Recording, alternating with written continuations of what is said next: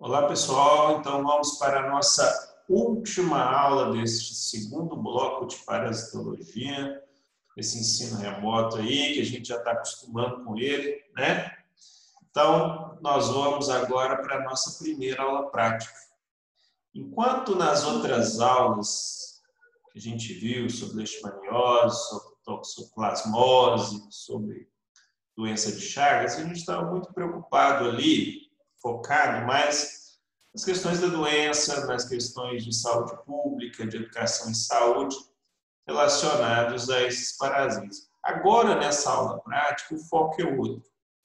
Eu proponho aqui que a gente foque nas características do parasito, nas formas, na evolução dessas formas, nas características marcantes de cada forma, dos vetores, né? A gente viu que dentre esses 4 grupos que nós estudamos aqui, só Toxoplasma que não tem uma espécie vetora, mas as outras, todas elas precisam de insetos vetores. Então, nesse momento, nós vamos focar nos parasitos e não tanto na doença. Esse é o objetivo das nossas aulas práticas. E nessas aulas práticas, nós vamos trabalhar as espécies de Leishmania, Trypanosoma cruzi, as espécies de Plasmodium, causadoras de malária, e Toxoplasma gondii. Ok? Vamos nessa. Então, para a gente começar aqui, a gente vai falar de Leishmania. É bom a gente dar uma revisada aqui, foi assunto do bloco passado, sobre o ciclo de vida de Leishmania. A gente viu que Leishmania tem 2 formas principais. A primeira forma é essa aqui, que a gente está vendo aqui, que é a forma pró-mastigota, né? E aqui a gente tem essa forma aqui, que é a forma amastigota. A forma pró-mastigota e a forma amastigota, elas têm uma característica marcante, que é a projeção do flagelo para fora do corpo. No caso das pró-mastigotas, aqui a gente vê o flagelo claramente. E a ausência dessa projeção de flagelo para fora do corpo nas formas amastigotas. Então, a mastigota sem flagelo, pró-mastigota com o flagelo se projetando para fora do corpo. Outra característica muito visível aqui nesses 2 grupos é que a forma mastigota é mais arredondada, enquanto o corpo, a forma da célula, da forma pró-mastigota, é mais afilada, certo? Então, a gente viu que a forma amastigota, ela desenvolve-se predominantemente aonde? Nos hospedeiros vertebrados. Então, onde que a gente encontra a forma mastigota? Geralmente nos vertebrados, incluindo o homem. E as formas pró-mastigotas a gente vê aonde? No inseto vetor, lá nos insetos do gênero Luxomia. Ok, gente? Então, em Leishmania, a gente tem o quê? A forma pró-mastigota alternando para a forma pró-amastigota e a forma amastigota alternando para a forma pró. A forma amastigota a gente encontra predominantemente aonde? No vertebrado. E a forma pró-mastigota a gente vê no inseto. Ok, gente? Vamos ver algumas características agora dessas 2 formas que ocorrem em Leishmania. Bom, então, no inseto, a gente vai ter o seguinte: ele, ao ingerir o sangue contendo formas amastigotas, essas formas amastigotas dentro do inseto vão passar por multiplicação e vão passar por transformações morfológicas até chegar nesta forma aqui na letra B do slide, que são as formas pró-mastigotas infectantes. Então, o inseto, aqui no desenho do inseto, ele recebe as formas amastigotas pela boca, junto com o sangue, e essas formas amastigotas vão para dentro do trato digestivo desse inseto.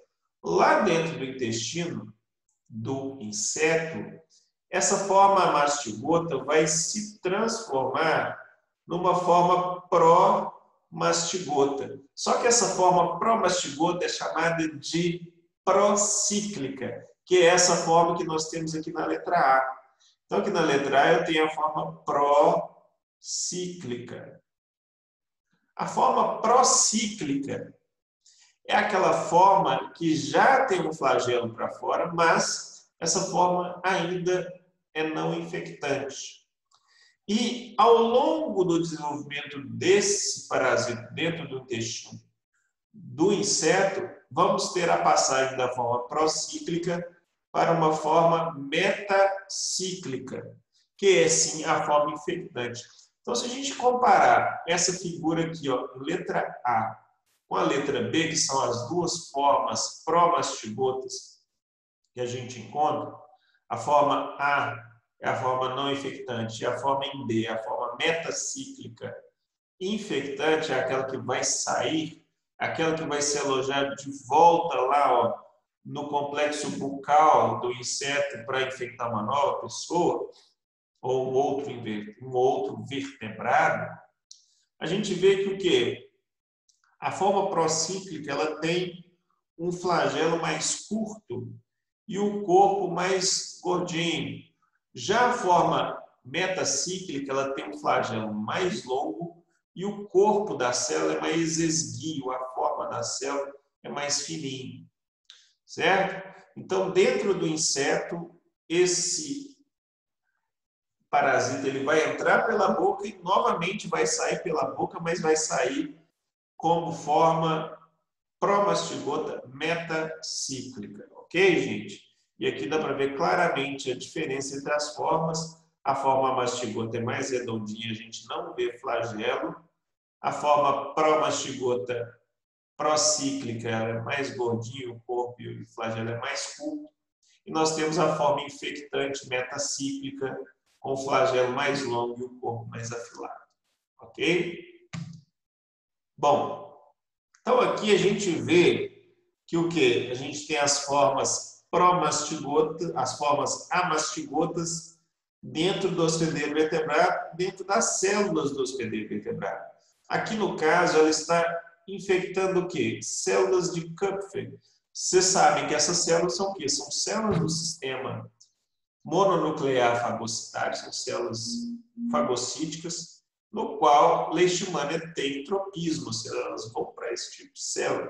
Então, aqui a gente vê os limites dessa célula dentro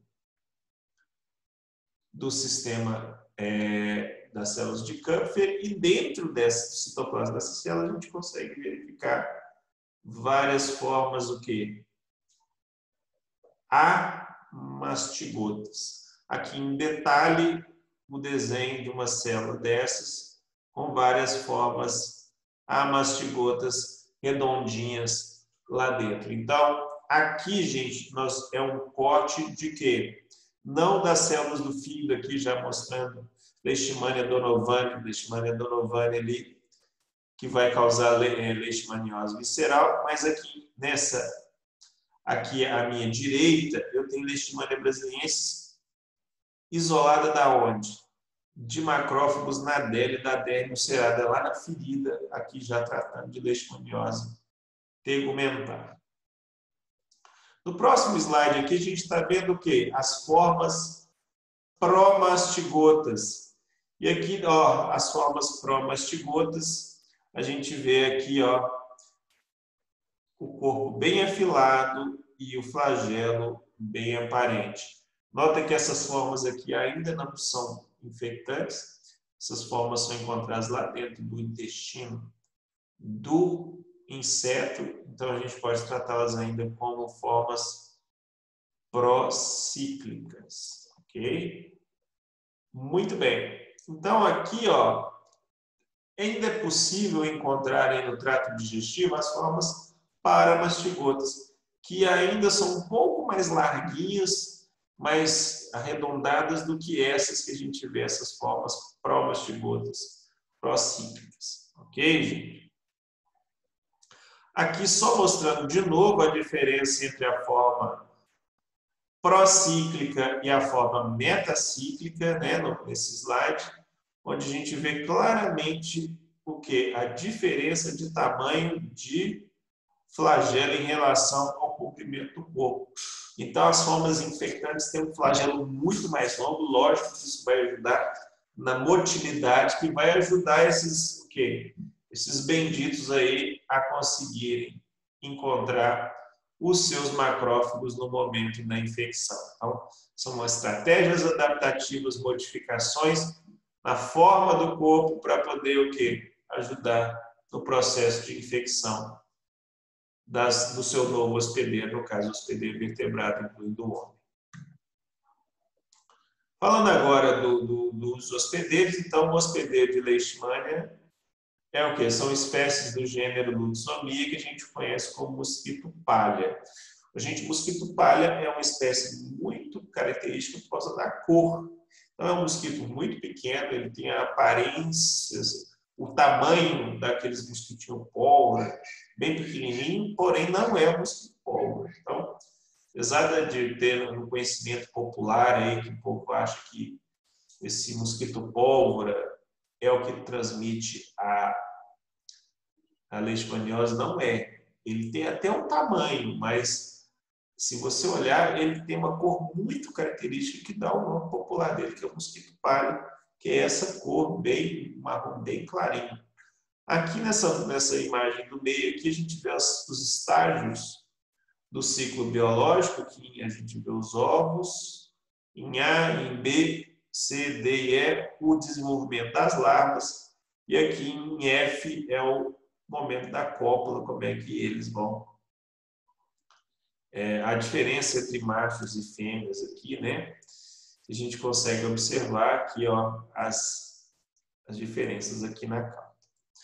A gente vê que no macho a gente tem essa estrutura para ajudar na cópula e na fêmea a gente não tem. Aqui a gente vê claramente uma fêmea que está sugando a pele, sugando o sangue periférico da pele. É uma pessoa aqui. Lembrando que o quê? As espécies diferentes de Leishmania estão relacionadas aos diferentes tipos de doenças, diferentes sintomas. Então, por exemplo, a gente tem Leishmania amazonensis, é principalmente transmitida por um tipo de inseto. A Leishmania infanto-chagas, um outro tipo de inseto. Leishmania brasiliensis, principalmente outro, goianensis, outro. Então, isso não é uma regra, mas existem o quê? Vetores preferenciais, dependendo da espécie de Leishmania. Ok? Bom, fechando Leishmania, vamos agora para a tripanossoma, causador da doença de Chagas. Só para a gente lembrar um pouco do ciclo, o ciclo começa quando a gente se infecta por formas do quê? Tripomastigotas infectantes, tá? Essas formas tripomastigotas infectantes, elas entram no momento do repasse sanguíneo do barbeiro e dentro das nossas células, né, dos nossos macrófagos, elas vão se transformar em formas amastigotas e de volta em formas tripomastigotas. Essas formas tripomastigotas vão para a circulação periférica e voltam para o barbeiro. Lá no barbeiro, onde eu marquei aqui em laranjinha, no slide, elas vão se transformar em formas esferomastigotas, depois epimastigotas e, por fim, voltam a ser o quê? Formas tripomastigotas infectantes, que, por sua vez, são capazes de infectar um novo vertebrado, incluindo o homem. A gente tem essas 5 formas básicas aí. Essas duas em azul, amastigotas e tripomastigotas, encontramos no homem, enquanto que essas 3 aqui, ó, esferomastigota, epimastigota, tripomastigota infectante ou metacíclica, a gente vai encontrar onde? A gente vai encontrar no barbeiro. Bom, então, essa forma aqui, gente, é a que sai do barbeiro, aqui à minha esquerda, é a forma que sai do barbeiro e infecta o homem. Já dá para ver que o quê? Essa forma tripomastigota metacíclica, ela é bem fininha.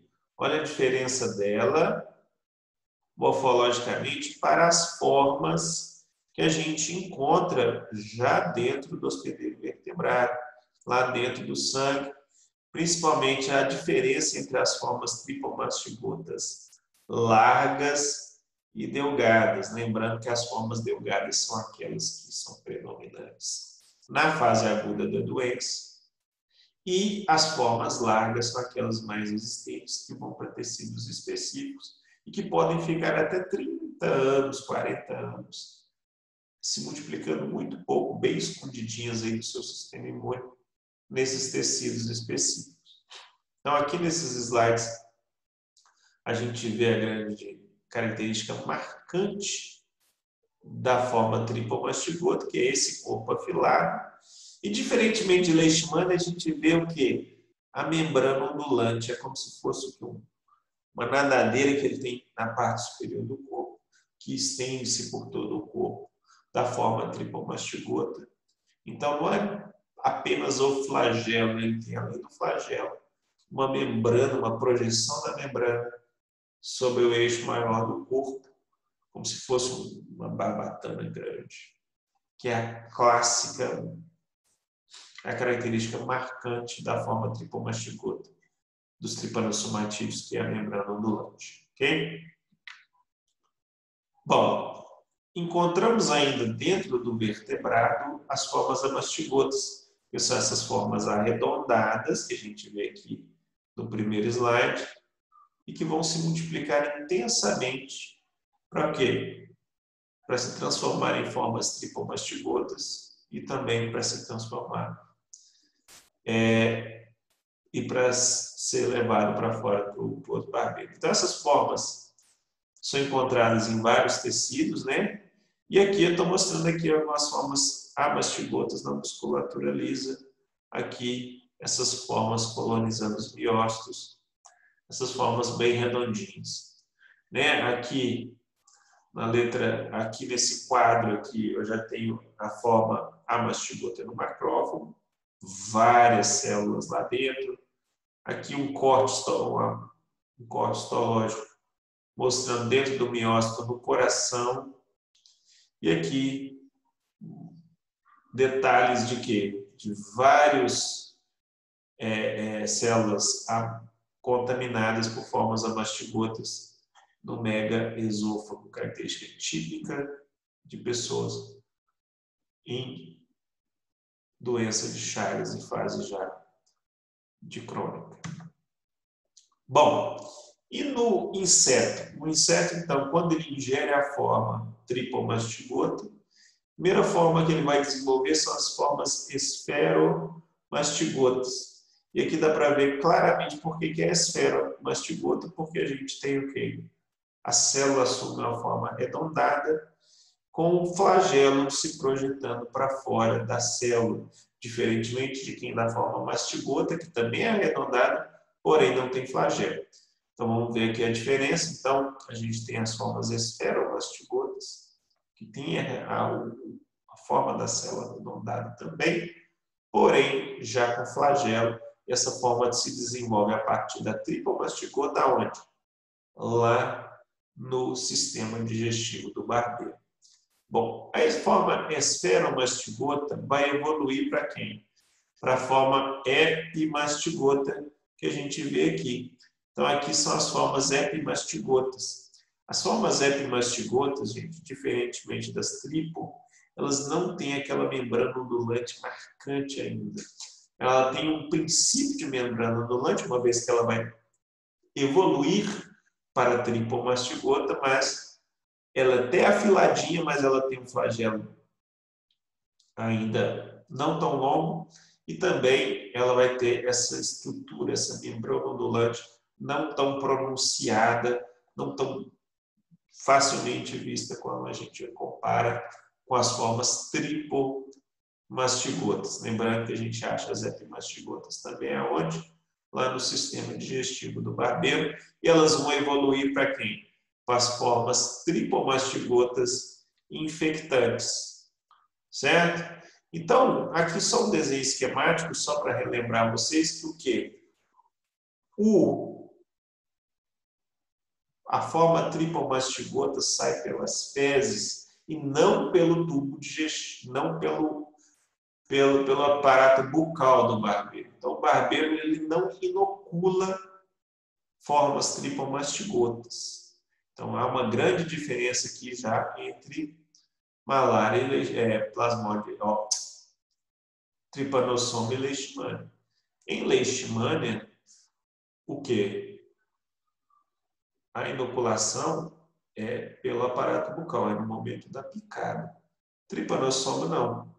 Trypanosoma, os parasitas saem pelas fezes e vão ativamente entrar por um orifício deixado pelo próprio barbeiro no momento da picada, porque o barbeiro é um inseto robusto. A gente pegar a diferença de tamanho de um barbeiro para um mosquito, gente, é enorme, né? O mosquito dá nem o tamanho da cabeça do barbeiro, então ele é robusto. Ele, na hora do repasto ali, ele vai fazer várias picadas no momento do repasto ali. E o parasita, ele vai sair no momento que o barbeiro está sugando sangue, porque naquele momento ele está sugando, ele está defecando ali ao mesmo tempo, e nessas fezes vai sair formas tripomastigotas infectantes ou metacíclicas. E elas vão entrar por um orifício, né, e atingir a circulação sanguínea, e lá elas vão achar os primeiros macrófagos para poder se transformarem aí nas suas formas amastigotas. Aqui, gente, mostrando a diversidade de barbeiros que são encontrados na fauna brasileira e que são capazes de serem infectados por Trypanosoma cruzi. Então, a gente tem esse aqui, o Triatoma protacta, que é esse cara aqui, ó. Então, tá na ordem aqui, gente, esse número 1 aqui. Vou até tirar a minha caneta amarela, que está dando um pouco de destaque, vamos para vermelho.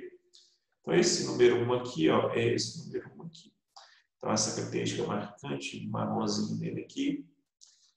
O Rhodnius é esse aqui, muito comum também. Triatoma dimidiata, não tão comum, ele está aqui. Triatoma sólida, está aqui, ele tem todos os triatomíneos aqui a gente vê, tem essa projeção aqui, ó, legal, diferente de Rhodnius, que é bem diferente. Triatoma brasiliensis, que está aqui, muito comum na região central do Brasil. E aqui em Minas a gente tem mais o que? Panstrogelos megistros, que é esse aqui, a gente encontra ele até aqui em Bambuí. E Triatoma infestas também é um dos mais comuns que a gente tem aqui.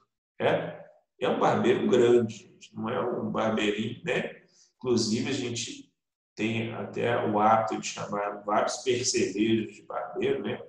Vários himenópteros de barbeiro, mas nem todos são hematófagos. A gente já até vê nos jardins da casa da gente, a gente vê muitos deles são parasitas de seiva de planta, mas esses aqui são hematófagos.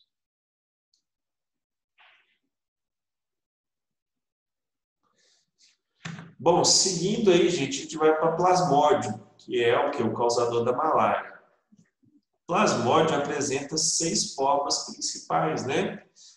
O esporozoíto, os merozoítos, micro e macrogametócitos, que vão dar origem a micro e macrogametas, o ocineto e o ocisto, que vai formar novos esporozoítos. Muito bem. Então, esses merozoítos, né, a gente até chama também de trofozoítos. Os trofozoítos ou merozoítos ali vão desenvolver o que? O ciclo no homem, né? E aí alguns merozoítos, em vez de se multiplicarem em novos merozoítos, vão formar micro e macrogametócitos, e esses vão parar onde? Lá no inseto. Lá no inseto, gametas, microgametas e macrogametas vão se fundir, formando o zigoto, e o zigoto se desenvolve no ocineto. O ocineto, então, migra para a parte de fora do tubo digestivo, que fica voltado para o celoma do inseto, e lá eles vão se desenvolver no oocisto. Dentro do oocisto, eu tenho vários esporozoítos. esses esborozoitos rompem o oocisto e migram via celoma para onde? Para as glândulas salivares do inseto, e lá elas vão se alojar, essas formas, os esporozoides vão se alojar para, no momento da nova picada, serem inoculados dentro de um novo vertebrado. Tá? Então aqui é inoculação mesmo, vai pela glândula salivar. Bom, então aqui eu estou mostrando para vocês o quê? Detalhes dos esporozoides, então são formas bem afiladas, bem pequenininhas, né? E que vão sair da parede externa, ali voltada para o celoma do tubo digestivo e se alojar na glândula salivar. Então, nessa segunda imagem aqui à direita, a gente consegue ver o quê? Um corte histológico da glândula salivar do inseto com milhões de esporozoitos prontinhos para quê? Para infectar um novo hospedeiro vertebrado. Então, coloquei essa foto aqui, gente, para vocês terem ideia de quantos parasitas entram durante um repasse sanguíneo. São milhões. E aí, ao adentrar, o que eles vão fazer? Eles vão desenvolver primeiro o ciclo dentro dos hepatócitos, né? Aquele ciclo que a gente chama de exoeritrocítico, e de lá vão formar quem? Os merozoítos. Então, os merozoítos são formados ali por merogonia. A merogonia é o seguinte, ou esquizogonia. Dentro de uma única célula vão se formar várias outras células. Então, não tem aquela fissão binária imediata. E essa célula, que vai dar origem a novos merozoítos, a gente chama de quê? De esquizonte. Então, o esquizonte é aquela célula que vai dar origem a novos merozoítos. Onde que a gente vai encontrar preferencialmente? Tirando as células do fígado, o grosso dessas células vão se encontrar aonde? Nas hemácias. Então, a gente vai ver vários trofozoítos de jovens até o esquizonte nas hemácias dos vertebrados. E elas são fáceis de serem vistas, por quê? Porque a hemácia não tem núcleo, então a gente não confundindo o núcleo da célula hospedeira com o núcleo do parasita. Porque o que a gente vê de núcleo ali é o núcleo do parasita, uma vez que não teremos núcleo nas hemácias. Aqui só um desenho do macrogametócito, né, que é aquela célula que vai sair. E esse macrogametócito está dentro da hemácia. Então aqui eu tenho uma hemácia e o macrogametócito lá dentro.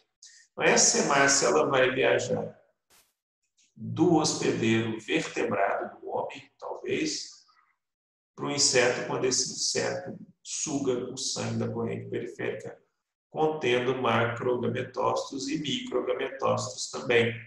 Os microgametócitos têm essa característica marcante, bananoide aqui, ó, essa forma parecendo uma salsichinha. Essa é uma característica marcante de microgametócitos, principalmente de falcínio.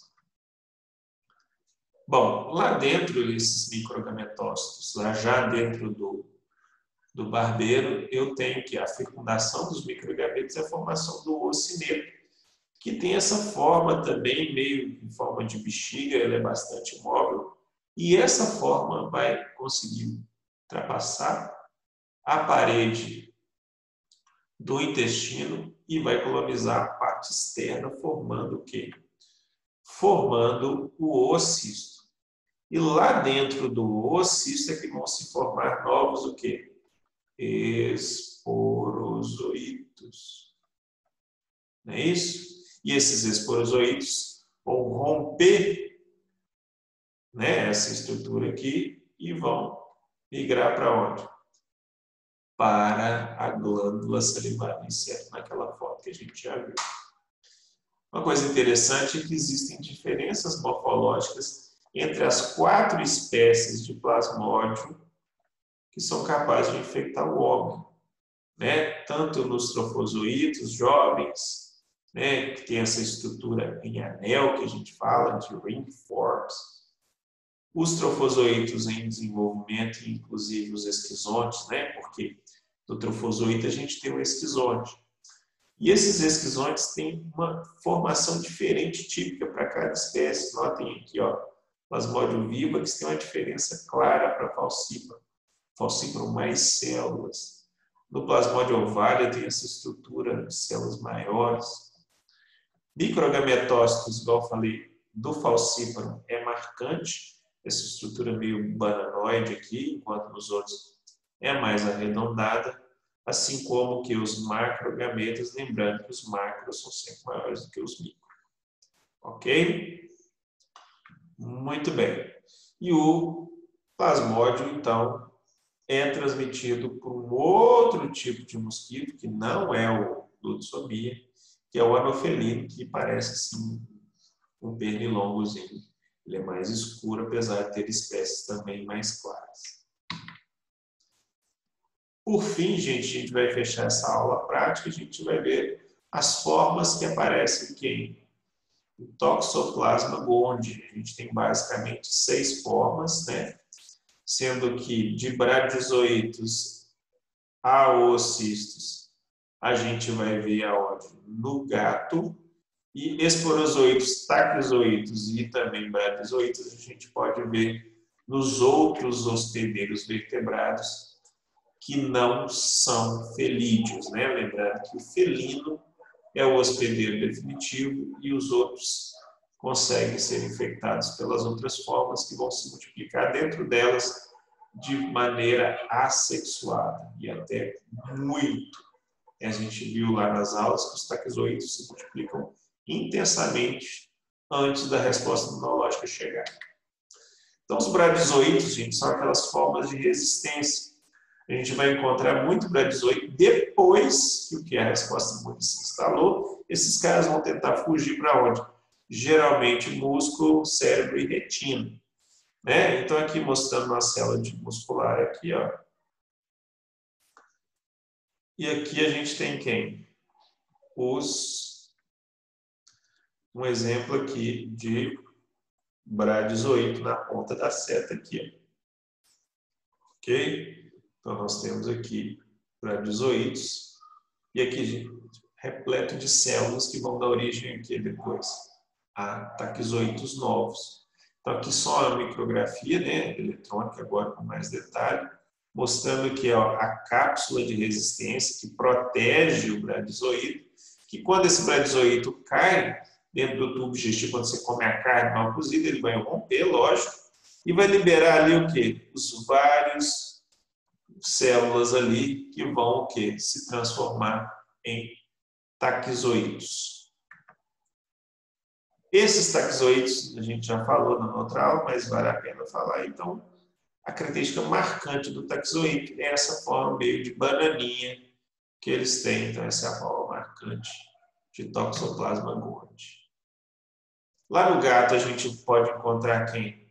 Os oocistos. Os oocistos são as formas que vão ser liberadas nas fezes. É o produto da fecundação. Então, já houve fecundação e esses oocistos vão ser formas de resistência para conseguir sobreviver no ambiente fora do hospedeiro. Então, essa é uma característica adaptativa, essa forma aqui. Então, quando você faz exame de fezes lá nos gatos ou faz exame ali do ambiente, você vê esses ovos com essa casca aqui em volta, do tamanho certo, né, na casa dos 10 micrômetros, você vai ver que é o oocisto, e a gente pode inclusive achar formas já de oocisto maduro contendo o quê? Os 2 esporocistos, e lá dentro do esporocisto a gente pode encontrar quem? Os esporozoítos prontos ou os esporozoítos em formação. Aqui nessa micrografia eu estou mostrando aqui, ó, o que? Essa capa que protege o oocisto. E lá dentro a gente já vê o que? 1, 2 esporocistos. E dentro dos esporocistos a gente já vê o que aqui dentro? Os esporozoítos em formação. Então tudo isso aqui é o oocisto com 2 esporocistos E dentro dos esporocistos nós vamos ter de 1 até 4, né, dependendo de que fase nós estamos, esporozoítos. Esses esporozoítos que, ao serem ingeridos, né, vão se transformar em taquizoítos novos. Ok? Aqui mostrando as fases que ocorrem só no gato ali, né? Os merozoítos. Aqui eu tenho o que? Um macrogameta e microgametas tentando fecundar esse macrogameta, que daí vai formar o zigoto e esse zigoto vai se transformar no esporocisto. Ok, gente? Lembrando, então, que não tem vetor para toxoplasma, então nós não vamos falar de vetor aqui. Ok? Então é isso, gente. A gente fecha esse bloco, esse segundo bloco de parasitologia com esta aula prática. Espero que vocês tenham aproveitado as aulas, estudem bastante, peguem materiais da internet complementar e façam as atividades de fixação referente ao material desse bloco. Tá? Semana que vem eu vou postar o quê? A atividade avaliativa desse bloco e aí a gente vai seguindo com o nosso ensino remoto. Um abraço para todo mundo e a gente se encontra lá no nosso terceiro bloco, já no meio do semestre. Vocês já estão aí, ó, afiadíssimos, vocês já vão estar afiadíssimos com esse novo modalidade de ensino. Nós temos aí, é o que temos para hoje. Abraço, gente.